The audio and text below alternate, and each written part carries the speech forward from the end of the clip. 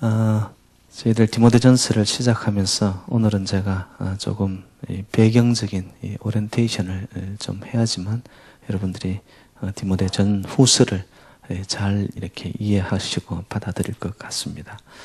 이 디모데전서는 세 가지 특징이 있습니다. 그 첫 번째는 뭐냐 하면은 디모데전서는 사도 바울이 옥 안에서 기록한 서신입니다. 보통 저희들이 옥중서신이다 이러면은 네 개의 서신을 이야기합니다. 에베소서, 빌립보서, 골로새서, 빌레몬서.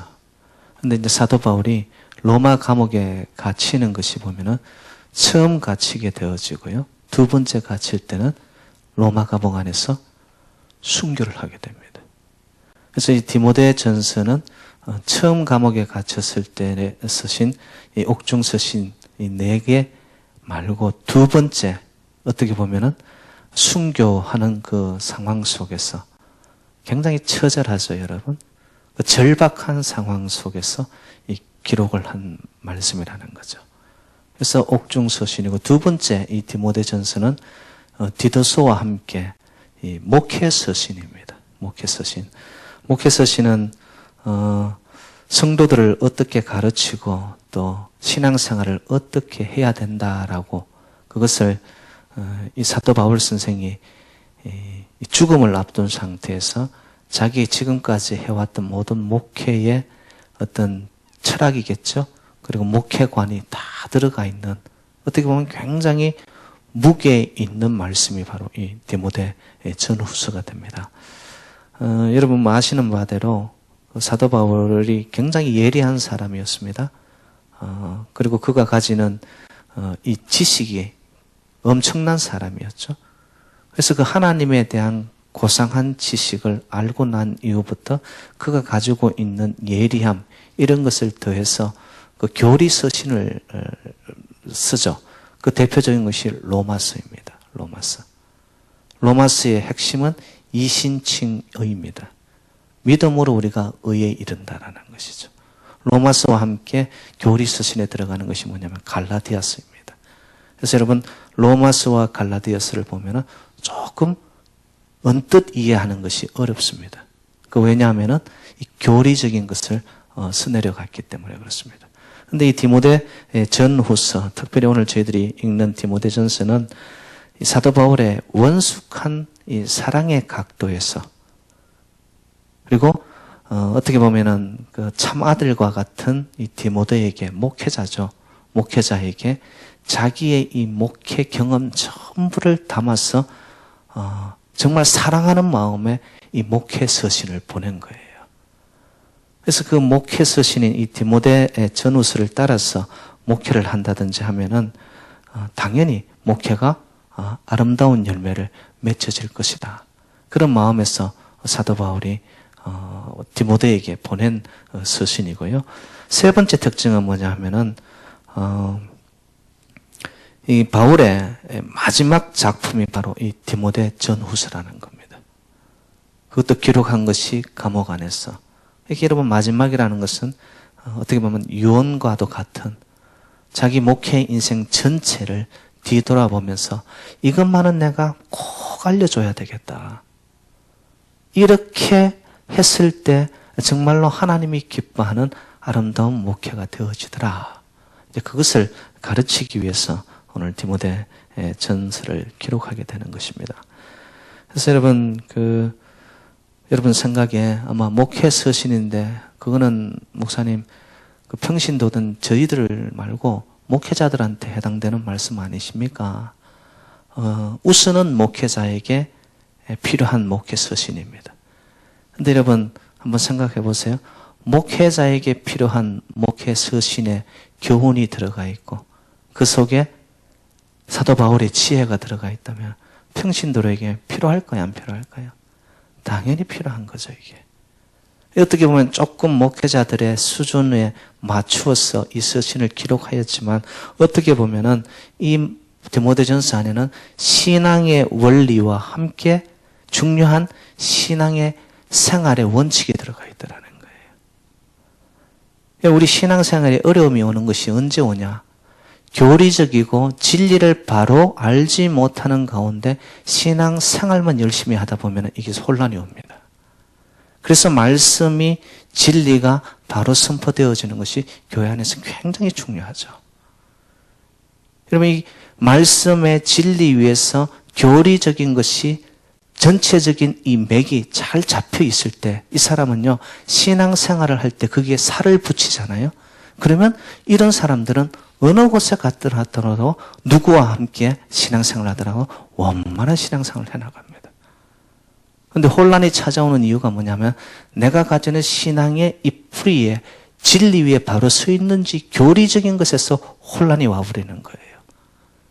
그렇게 되어지면요, 아무리 신앙생활의 주변에 분위기가 좋고 여러 가지 프로그램이 있는 교회라 할지라도 내 신앙의 뼈대와 같은 이 교리적인 진리가 흔들리잖아요. 그럼 그 사람은 신앙생활을 혼란스럽게 할 수밖에 없다라는 거예요. 그래서 이 디모데 전서에는 신앙의 원리와 함께 신앙생활의 원칙을 잘 담아놓은 책이다. 그래서 목회자에게도 필요하지만 신앙생활을 하는 것은 평신도들에게 너무나 중요한 말씀이 된다라는 것이죠. 그래서 저는 그렇게 생각을 합니다. 오늘날 교회가 당면한 근본적인 문제는 뭐냐? 이 진리의 교리적인 것이 자꾸 흔들리는 거예요. 그러면서 신앙적인 외형적인 외면적인 것만 자꾸 강조를 하다 보니까 이 내면의 세계, 여기가 허해지기 시작하는 거죠. 쉽게 제가 말씀을 드릴게요. 하나님의 진리의 말씀이 내 안에 없으면서 교회 생활에 열심을 냅니다. 그러면서 생겨나는 문제가 뭐냐면 내 안에 기쁨이 빠져나가고 내 안에 진정한 의미가 빠져나가기 시작하는 거예요. 여러분, 시대가 변하고 환경이 변할지라도 저는 교회의 본질은 똑같다고 믿습니다. 사도 바울이 목회하던 그 시대나 지금 21세기의 교회의 본질 똑같습니다. 뭐냐? 교리적인 것 위에 신앙의 원칙, 생활의 원칙이 가미가 되어질 때에 그 신앙은 건전하고 건강하고 어느 누구하고도 원만하게 생활을 해나가겠다는 거죠. 그런데 여기서 교리적이고 진리적인 하나님의 말씀의 기준이 없어요. 그렇게 되면 이 사람은 어느 곳에 갔다 놓더라도 쉽게 흔들립니다. 잘 어울리는 것 같은데, 누구하고 관계는 잘하는 것 같은데, 실질적으로 보니까 이 내면의 말씀의 능력이 그를 붙잡아 가지 못해요. 이렇게 말씀의 기준과 말씀의 정확성이 없다 보니까 누가 뭐라고 하면 그냥 솔깃해서 자꾸 흔들리기 시작하는 거예요. 지금 오늘날 교회, 한국 교회뿐만 아니라 저희들이 신앙생활을 하는 플러싱 일대, 미국 전역만 해도요. 여러분, 생각지 않은 이단의 교리들이 얼마나 스며져 들어와 있는지 모릅니다. 어떤 그런 것들로부터 우리의 순수 신앙을, 복음적 신앙을 바로 지켜나가는 것. 그건 단계 없습니다, 여러분. 뿌리는 바로 하나님의 말씀이더라는 거예요. 말씀 안에 선포되어지는 진리, 그것을 정확하게 내가 알고 거기에 내 삶이 붙들려서 갈 때에 누구하고의 신앙생활도 건강하게 해나갈 수 있더라는 것이죠. 그래서 오늘 본문에는 보면 이 발신자 사도 바울 자신이 자기를 소개하는 말씀이 나타납니다. 저는 이 말씀을 준비하면서 여러분, 바울과 디모데는 어떤 관계입니까? 피는 섞이지 않았어요. 그런데 오늘 본문 2절에 보면은 그가 나의 참 아들이라고 이야기할 만큼, 그리고 고린도전서 4장 17절에는 신실한 아들 디모데라고 사도 바울이 직접 기록합니다. 너무나 잘 알고 있는 사이예요. 동고동락하였고요. 여러분, 1, 2차 전도 여행을 떠날 때 디모데는 함께 갔던 동반자이고 보호자였습니다. 사도 바울을 도와주는 사람이었어요. 조력자였습니다. 너무나 가까운 사이고 정말로 아 하면 어가 나올 정도로 그렇게 가까이 지냈던 사이임에도 불구하고 사도 바울이 디모데전서를 기록하며 자기를 소개할 때 자기 정체성을 명확하게 밝히는 게 나옵니다. 1절로 한번 가봅시다. 1절. 1절 시작. 우리 구주 하나님과 우리의 소망이신 그리스도 예수의 명령을 따라 그리스도 예수의 사도된 바울은 내가 이런 사람으로서 너에게 이 편지를 쓰는데 나는 누구의 명령을 따라? 예수의 명령을 따라. 여러분, 이 군대 용어입니다. 명령이라는 말은. 명령은 해도 되고 안 해도 되고 이게 아니고 절대 명령이에요. 절대 명령 앞에 따라야 되는 것은 절대 순종밖에 없다라는 거예요. 여러분, 바울은 사도죠, 사도. 사도는 뭐예요? 하나님께서 부르셔서 보낸 자를 사도라고 이야기합니다. 그죠? 그럼 사도된 자들의 삶의 목적은 뭐냐? 보내신 자의 명령을 따라서 그 명령에 따라서 나아갈 뿐이고 그 명령에 순종하는 자가 사도입니다. 사도 바울은 그걸 명확하게 짚고 있는 거예요. 내가 너하고 인간적으로는 가까운 거 맞아.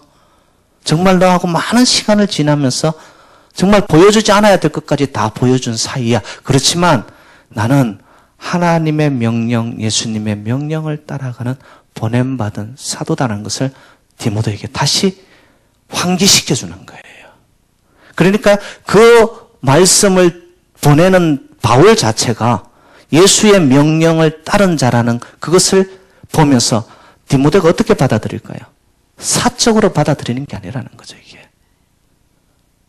여러분, 신앙생활은요, 하나님과 나와의 관계 속에서 오는 그 아름다운 공의의 정의로운 관계 속에서 내 신앙이 자리매김을 하면서 그 관계 속에서 성도님들과의 관계가 이루어져야 됩니다.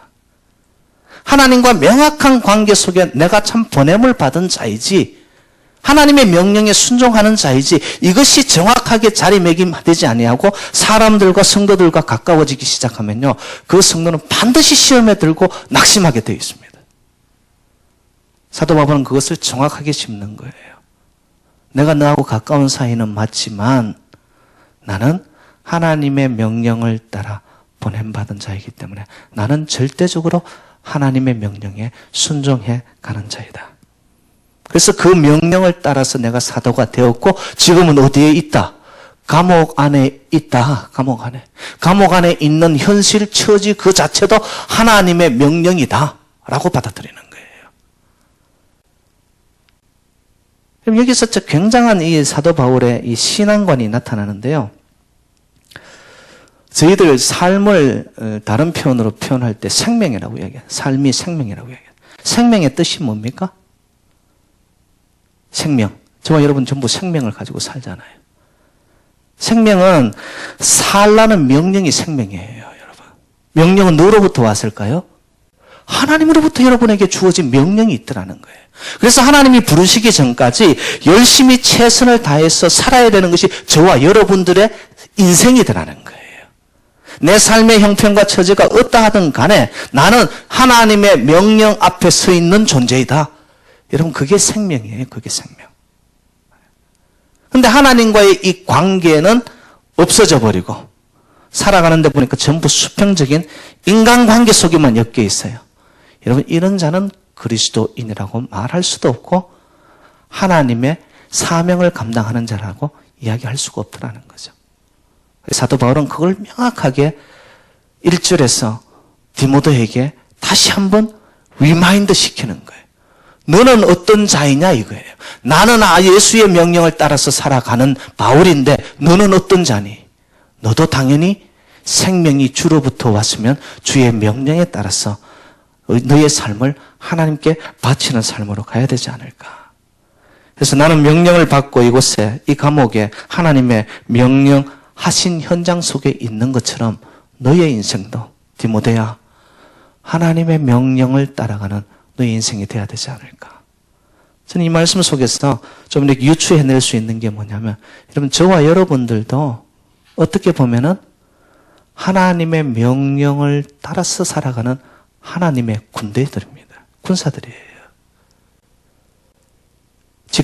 이 직장에 보내신 것도 하나님의 명령이고 이 가정에 더 나아가서 이 교회에 보내신 것도 하나님의 명령이구나.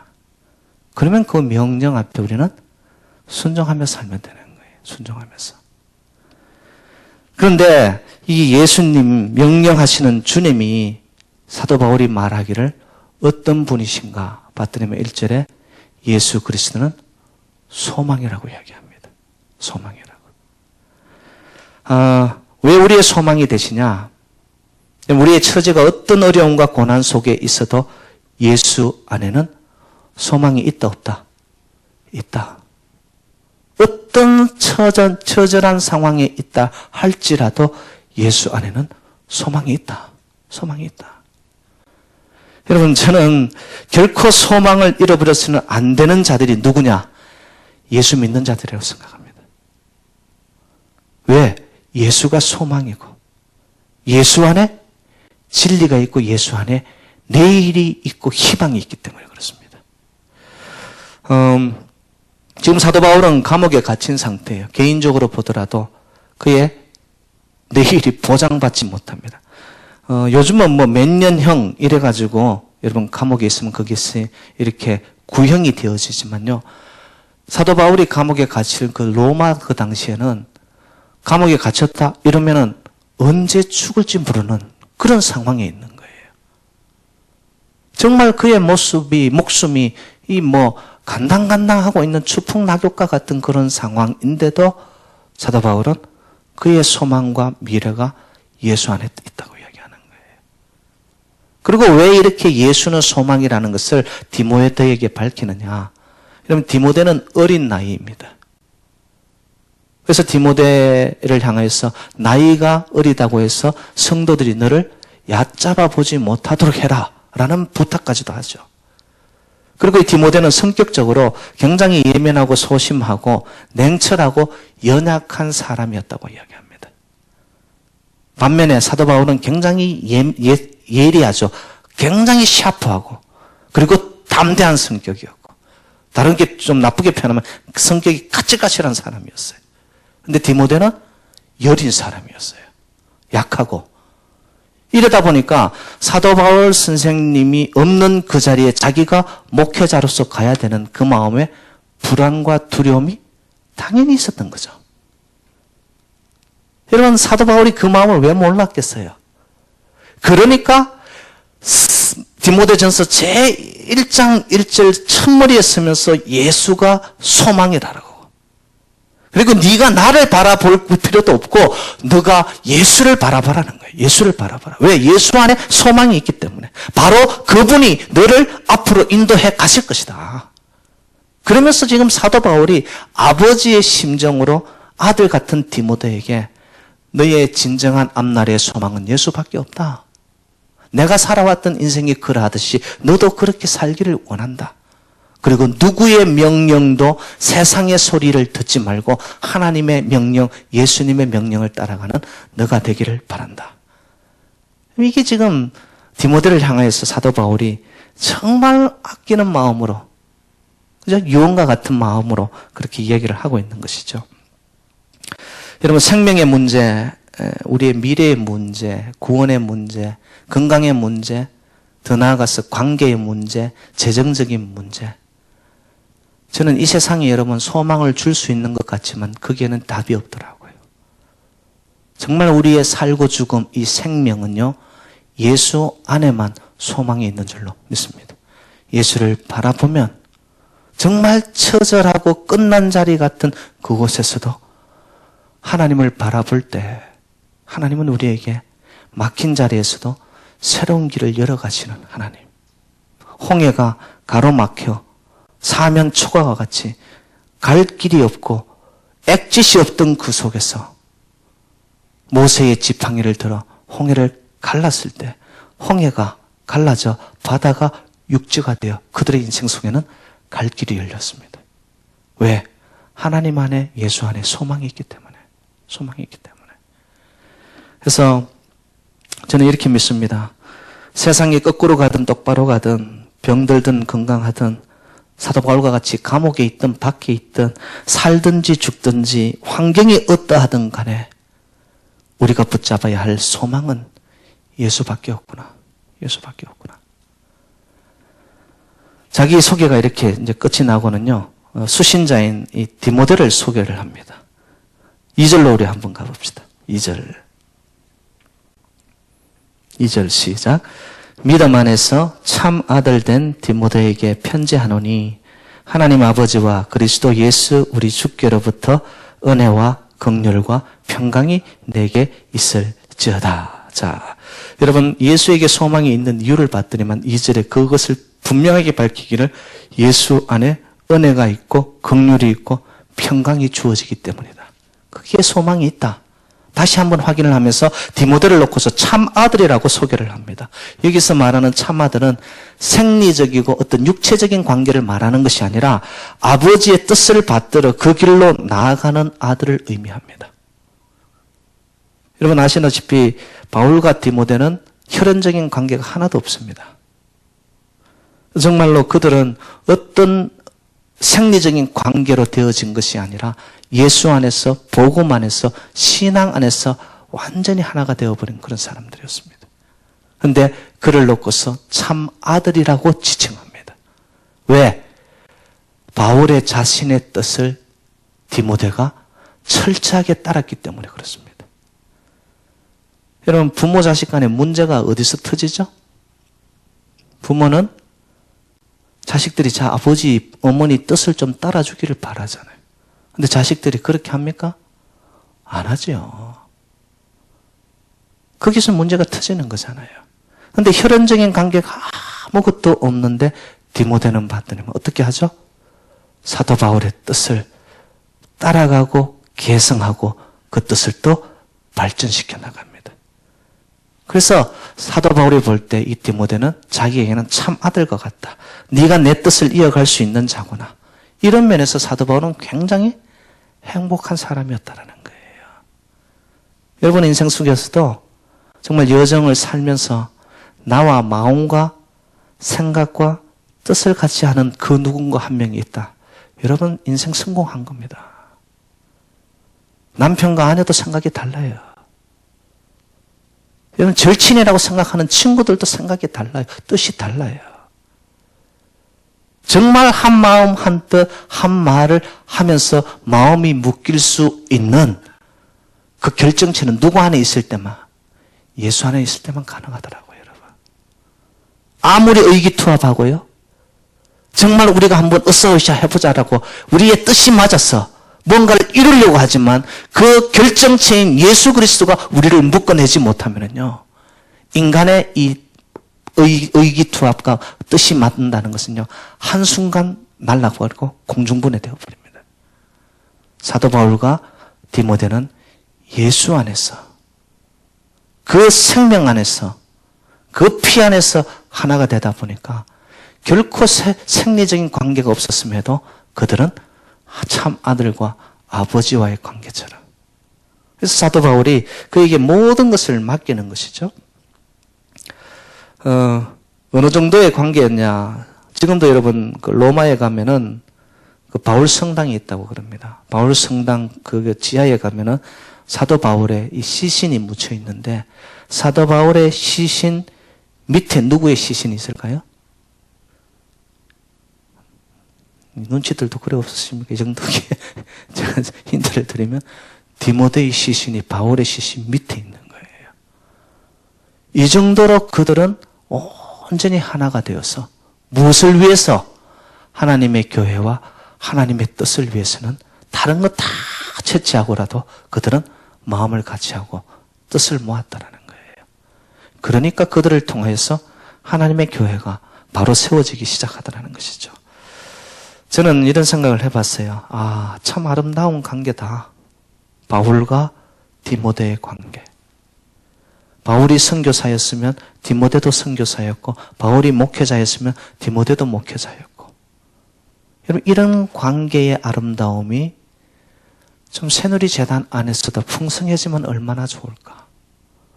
여러분, 여기서 신앙생활을 해나가면서 정말로 아무런 우리가 친척이나 어떤 그런 혈연적인 관계가 없는데도 생면부지예요. 그런데도 예수 안에서 만나서 서로가 참 아들과 참 딸과 같은 어떤 그런 하나님의 영광을 위해서라면 우리가 믿음 안에서 신앙 안에서 같은 뜻을 품고 나아갈 수 있다면, 여러분 그것이 바로 축복이고 정말 아름다운 관계가 아닐까. 그런 풍성함이 좀 우리 재단에 많이 이렇게 늘어났으면 좋겠다는 것이죠. 제가 여러분 이해를 돕기 위해서 조금 더 보탤게요. 사도 바울은 정통 유대인이었습니다. 근데 디모데는 반쪽 유대인이에요. 어머니는 유대인 계통이었는데 아버지는 그리스 계통입니다. 이렇게 반쪽이죠. 그리고 나이로 보나 많이 차이가 났고요. 그리고 이 디모데는 그가 태어난 곳이 어디냐면 소아시아 지금 터키 지역입니다. 그런데 여러분 아시잖아요. 로마인 중에 로마인, 히브리 중에 히브리인. 이렇게 이 사도 바울과 디모데는 어떻게 보면 엮여질 수 없는 사람이었어요. 그런데 사도 바울이 디모데를 믿음의 사람으로 바꿔 놓습니다. 제가 볼 땐 참 아름다운 관계구나. 어떤 영향력을 미쳤기 때문에, 영적인 선한 영향력을 미쳤기 때문에 전혀 예수를 모르던 한 소아시라 출신의 청년이 예수 생명의 그를 붙잡아 자기의 목숨을 던져 교회를 섬기기 시작합니다. 그러면 이런 관계, 이게 교회를 살리는 관계가 되더라는 것이죠. 그러면 수신자, 발신자가 다 나왔습니다. 그러면 이 사도 바울이 무엇 때문에 이 디모데에게 이 편지를 쓰게 되었느냐? 우리 3절로 한번 가보겠습니다. 3절 시작. 내가 마게도냐로 갈 때에 너를 권하여 에베소에 머물라 한 것은 어떤 사람들을 명하여 다른 교훈을 가르치지 말며. 여러분, 마게도냐는 요즘으로 말하면은 이 북부 그리스로서 유럽의 시작입니다. 그런데 에베소는 어디에 있었냐면은 소아시아 터키 지역에 있었습니다. 터키 지역에서도 사이즈로 치면은 4번째로 큰 도시가 에베소였습니다. 그리고 거기는 문화적이나 행적의 아주 중심 지역이었습니다. 그렇기 때문에 사도 바울이요, 직접 그 에베소에 머물면서 3차 전도 여행 시에 3년 반을 그곳에서 머물면서 에베소 교회를 목회합니다. 왜냐? 너무나 중요한 요지에 교회가 있었기 때문에 이것을 포기할 수 없었습니다. 3년 반이나 거기서 자기 생을 바치면서 교회를 세운 거예요. 복음의 씨를 뿌리고 교회가 튼실하게 자라나기 시작했는데 봤더니만 세상 가치관과 이단 사상들이, 거짓 교사들이 교회 안으로 스며들기 시작합니다. 교회가 혼란스럽고 교회가 마구잡이로 흔들리기 시작하니까 그 아픈 가슴을 가지고 디모데를 너는 여기 남아라. 에베소를 향하여서 디모데를 보내는 거예요. 그리고 그 교회를 관리하라라고 이야기하는 것이죠. 왜? 너무 중요한 위치에 있었던 에베소 교회였기 때문에 교회 하나가 세워지면 그 지역이 복음화 될 수 있다라는 사도 바울의 확신 때문이었어요. 그래서 디모데에게 그 교회를 맡기는데, 그러면 그렇게 혼란스럽고 복잡한데 무엇을 가르치라는 걸까요? 잘못된 복음이 교회 안에 스며드는데, 그러면 사도 바울이 디모데에게 전달하는 다른 교훈 말고 진짜 교훈은 무엇인가? 그게 오늘 본문 5절 말씀이에요. 5절로 가봐요. 5절 시작. 이 교훈의 목적은 청결한 마음과 선한 양심과 거짓이 없는 믿음에서 나오는 사랑이거늘. 여러분, 청결한 마음, 선한 양심은 수식어입니다. 핵심은 뭐냐? 거짓 없는 믿음에서 나오는 사랑. 여러분, 이게 복음의 핵심입니다. 우리가 듣는 복음 이야기할 때 내 안에 거짓이 없는 믿음에서 출발되어진 사랑이 있으면요, 거기에서는 생명을 살립니다. 새로운 생명을 잉태하기 시작합니다. 근데 우리 안에 이 거짓으로 인해 가지고 자기 자신도 속이고 자기도 알 수 없는 흐리멍텅한 상황 속에서 믿기 시작하는데 보니까 사랑이라는 게 없어요. 이렇게 되어지면 복음은 복음으로서 생명을 잃어버린다는 것이죠. 그러면 목사님, 도대체 이 에베소 교회 안에 어떤 잘못된 신앙이 들어왔기 때문에 사도 바울이 거짓이 없는 믿음에서 나오는 사랑을 강조합니까? 본문에서 제가 두 가지만 말씀을 드릴게요. 첫 번째 잘못된 신앙은 뭐였냐면 철학적 신앙이었어요. 이게 헬라 신앙인데요. 철학적 신앙은 다른 게 아닙니다. 사변과 변론이 많습니다. 이론을 강조합니다. 그리고 이거는 말장난으로 하는 거예요.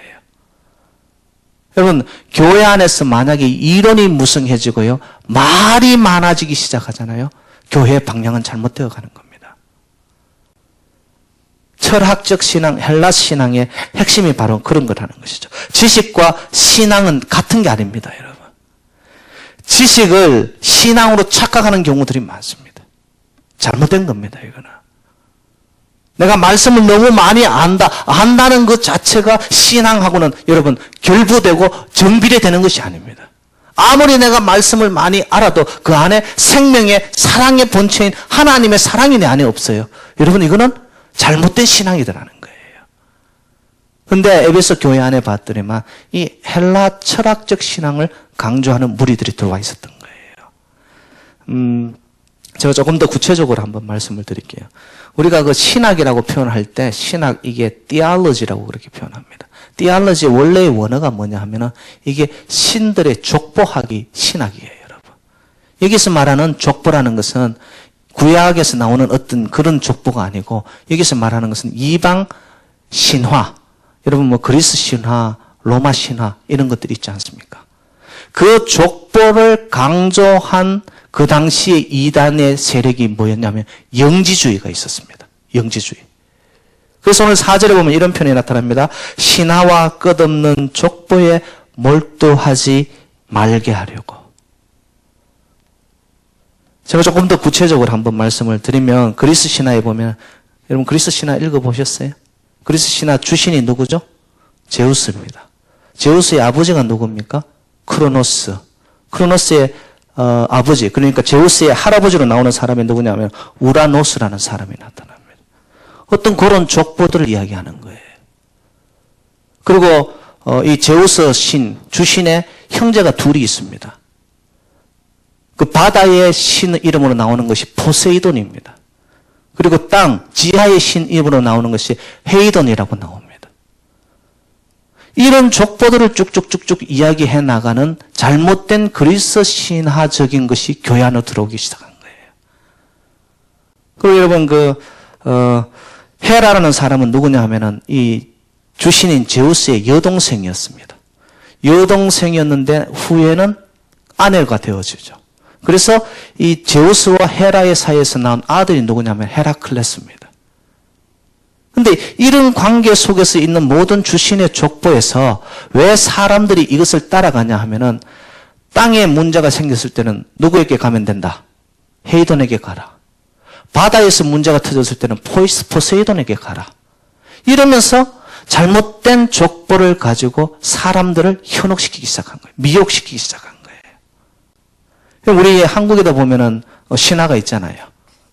여러분 잘 아시는 단군 신화인데 원래는 하늘에 환인이 있었습니다. 하늘의 사람이죠. 하늘의 주인입니다. 그 환인의 아들이 누구였냐면은 서자 중에 환웅이라는 사람이 있었어요.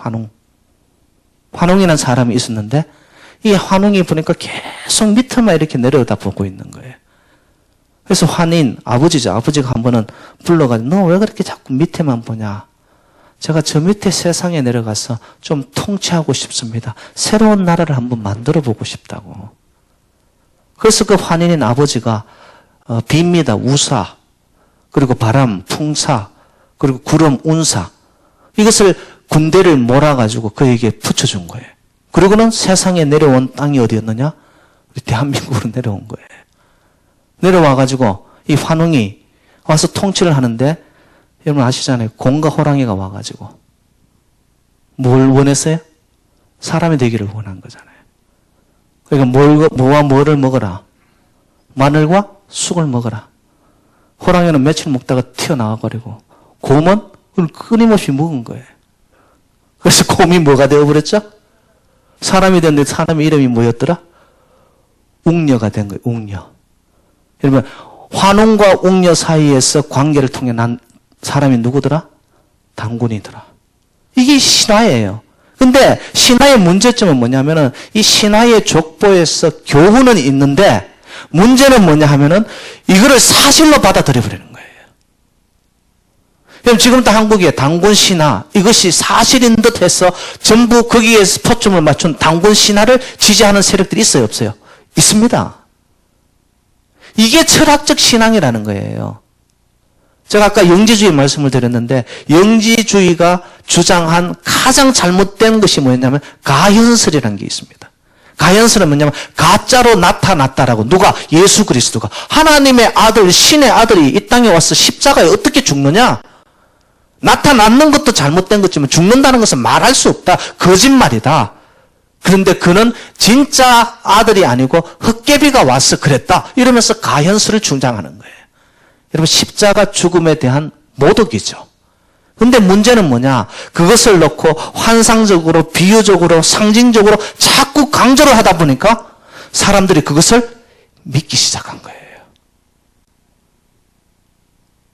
여러분 오늘날 교회 안에도 지식적인 신앙을 강조하는 교회들이 자꾸 많아집니다. 그러면서 프로그램을 늘립니다. 성경 공부반을 늘립니다. 지식은 늘어나는데 실제적인 예수 그리스도의 생명이 빠져나가는 거예요. 그래서 사람들 속에 이런 이야기를 합니다. 야, 그 코스 나는 다 끝났어. 나 그 코스 다 마쳤어. 끝나면 뭐 하냐고요. 가슴에 불이 꺼져 있는데. 여러분 지식은 신앙이 아닙니다. 철학적 신앙의 맹점이 바로 그거였다라는 거죠. 그런데 영지주의가 에베소 교회에 들어와 가지고 복음의 생명을 자꾸 희석시키는 거예요. 혼란스럽게 만들고. 그러니까 사도 바울이 신화와 족보를 강조하는 그런 영지주의의 이단을 디모데야 네가 가서 정말로 양심적인 신앙, 청결한 신앙, 더 나아가 거짓 없는 믿음에서 나오는 사랑으로 성도들을 제대로 가르쳐라. 제대로 가르쳐라. 이게 사도 바울의 가슴을 안고서 이 디모데전서를 쓰게 된 거죠. 그리고 잘못된 신앙 두 번째는 뭐냐? 율법적 신앙이었습니다. 여러분 율법적 신앙을 나타내는 것이 오늘 본문 7절인데요. 7절로 가봐요. 7절 시작.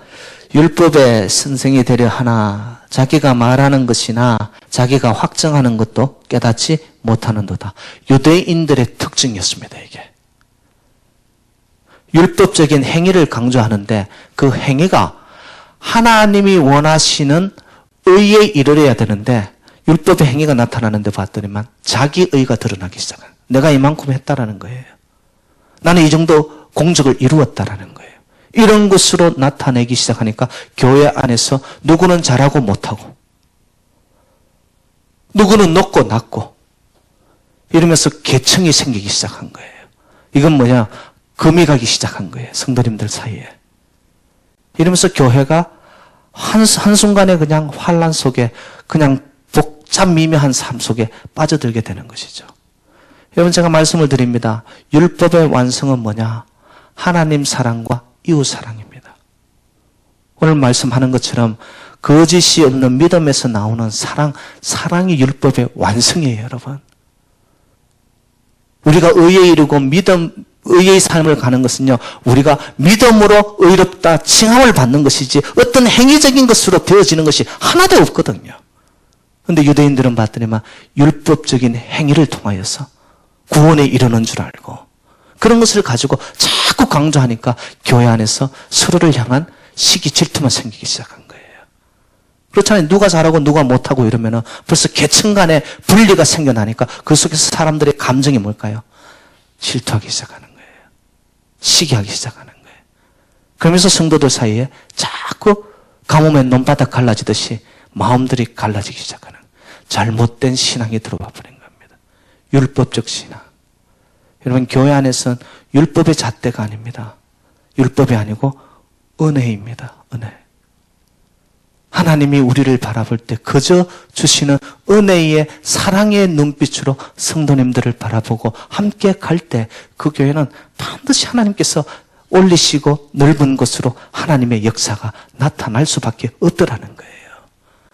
그런데 율법을 강조하고 행위를 강조하고 지식을 강조하고 이렇게 되어지는 신앙을 가지고 교회는요, 생명을 잃어갈 수밖에 없더라는 것이죠. 그래서 사도 바울이 디모데에게 강조를 하고 부탁을 하는 것이 뭐냐? 성경적 복음의 순수성, 성경적 복음의 순수성. 그게 한마디로 표현하면 오늘 5절 끝에 나오는 거짓이 없는 믿음에서 나오는 사랑이더라는 거예요. 사랑.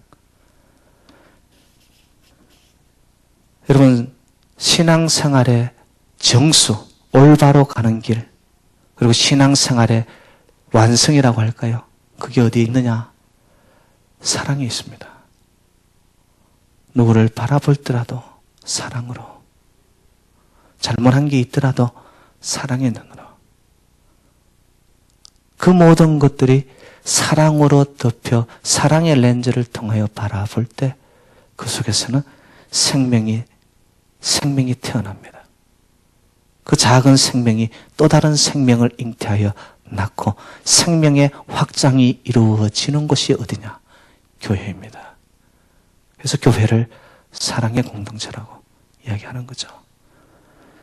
그래서 이렇게 김 목사가 설교를 좀 길게 하더라도 어떤 눈빛으로 바라보자?